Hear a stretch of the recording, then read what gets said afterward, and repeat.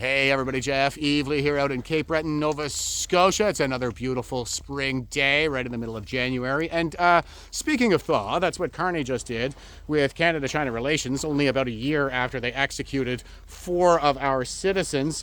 And he gave them most preferred nation status on our trade deal, dropping their EV tariff rate from 100% down to 6.1%. Now, these EVs are banned in the United States outright. We tend to take a softer stance on these things here in Canada, and that's probably why we're in so much trouble. I remember in about 2012, I was working at a U.S. military installation when the orders came down to remove all Chinese equipment from U.S. military networks. I never saw the same order come down the Canadian chain of command. We do put a lot of restrictions on our procurement, but there was never any effort to expunge Chinese spy equipment from our defense networks.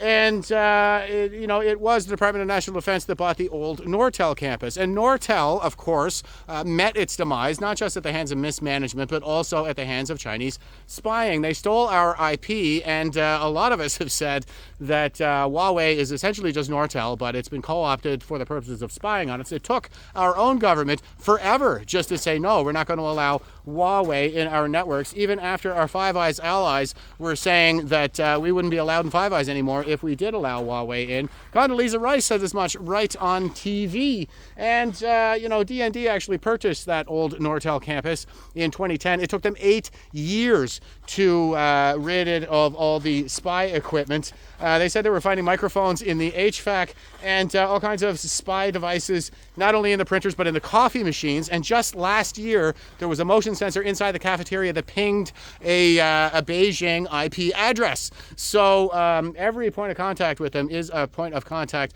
that we will exploit. And it appears to be the case that Carney is getting exactly what he wanted when he first ran for prime minister. He got that today, which is a new world order. Now, there are a couple of different versions of the new world order. Of course, Donald Trump is trying to secure the Western Hemisphere for the furtherance of a U.S.-dominated global world order. And when you hear the term multipolar world order, that means a China-dominated world order. And I don't know about you guys, but I would rather live in a U.S.-dominated world order than a China-dominated world order. But that does not appear to be the case when it comes to our Prime Minister, Manchurian Marx Carnage, who has all of his investments set up to enrich himself off the demise of our country. Okay, guys, that's it for me today, folks. Have yourselves a good day.